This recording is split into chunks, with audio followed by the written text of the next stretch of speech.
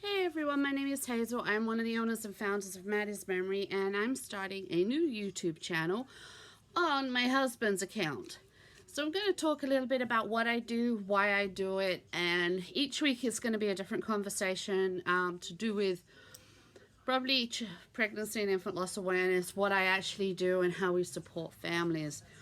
We started Mattie's Memory after the stillbirth of our own son Matthew. He was due to be born December 4th of 2012 and was actually stillborn on July 28th of 2012. October of that year, my sister Kayla, who was pregnant at the same time as I was, basically said, you need to do something. So I started Mattie's Memory. Originally, we were just going to start by giving information packs similar to this. Let me grab one. I'm going to give information packs that are like this to area hospitals. And inside it would actually contain a lot of information about stillbirth. This one is called When Your World is Already Upside Down. This is actually about dealing with grief during times of COVID. Then we have this one, which is about how to support, comfort family and friends.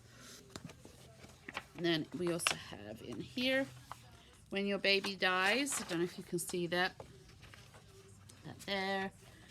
We have the navigating trauma after pregnancy and infant loss, and we have some more information there. On this side, it actually has a little one of the share solace bereavement things, some more information, and our business card at the bottom. So this is what he originally was going to go around to hospitals, and then we decided, because of the lack of information and support that there was at the hospitals, that we were going to make memory bags as well. Our memory bags have evolved over the years, and these ones that we actually have right now, these ones actually are a smaller version. The ones that go to hospitals are actually slightly bigger. But I will show you briefly what's in these ones. Firstly, we've started ordering these bags. These are actually awesome. And we put our own sticker on the front. Inside, you will find, one of our hats, a notebook, a pen, a turtle sticker, because turtles are our logo, a blanket. These are one of our smaller ones. As I say, this is a smaller pack that we generally try to mail out to people. So we have a blanket, a little teddy. I'd say the packs that go to area hospitals, the teddies are actually bigger.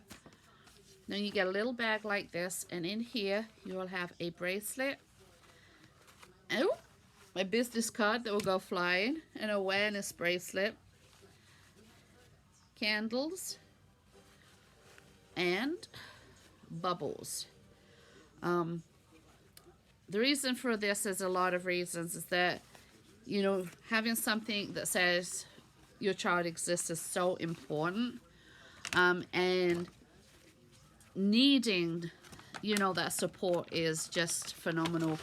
When I left the hospital, I just had paperwork and a little hat that Matthew wore, and it kind of felt like, well, did my child even exist? I ended up going home, and that's basically it. So the bigger bags actually have a few more items in. As I say, they have a bigger teddy bear, they have a bigger blanket. We have little trinket boxes that we put in there too. And whatever other items that I find around that, we think could be a good idea. So that's how it started, with little items like this in the folder. We then moved on as the years went on. As I say, it's been nearly 9.5 years to doing these little packs. These are our miscarriage packs. They're a lot smaller, and I will show you this one if I can get it open. This is our miscarriage pack. Say, clear bag, one of our stickers, tiny little hat. I'm going to pop these back in as I do this, otherwise, if I can get it back in. My business card, an awareness bracelet, a memorial bracelet, bubbles, a turtle sticker, We don't always put this in there, but I had a lot of them were made for us. Paper butterflies. A little tiny teddy. And we tried to do an LED candle. We've actually tried moving over more to LED candles for all of our packs, just purely for safety reasons, because a lot of hospitals won't let you light a candle in the room. And a lot of families actually want to do a little ceremony in the hospital. So that's what we moved over to. Then as time went on, we had a lot of hospitals saying we don't have burial gowns. We don't have other items that a baby can be put into. So what we started doing is that we would ask family and friends if they had any formal dresses. And we started making burial gowns. This is actually one that I finished yesterday. As you can see, I got to trim it off, which I can do right now. Bing. Bing. And bing. So we trimmed it off. This is just one of the plain ones, and this actually is a size for a preemie. We do actually go down to a smaller size, which I can show you quickly. Let me bring it up. This is one of my display boxes here. If I open this up, you can see. This is actually a smaller size. You can see it's the size of my hand. One of our blankets. This is a next size up gown. One of the bigger hats, one of the smaller hats, and a blanket. So that's basically the size we go down to. We also then moved on to doing NICU items, and I will show you on this doll, because this doll actually has one of the smallest NICU items that we have on there. These are our little NICU outfits. They're tied at the side. You can lay the baby down in it, bring this piece over the top like so, and tie it at the side. We also do these tiny little diapers as well. And I've actually got to make some more of those. So that's how Mattie's Memory started out and what we do. We have actually now sent the items to all 52 states in the US. We've sent items to Canada, Mexico, England, Australia, New Zealand, France, Italy, Russia, United Arab Emirates, Saudi Arabia, and China. So we're reaching out further and further. Our goal is that we can reach out as many people as humanly possible who need and request our help and our services. I am also a trained doula, a bereavement doula. A lot of the work that I do in regards to that, however, is done online because of COVID. For many reasons, hospitals won't allow doulas in. And even before COVID, they were still a bit iffy in our area.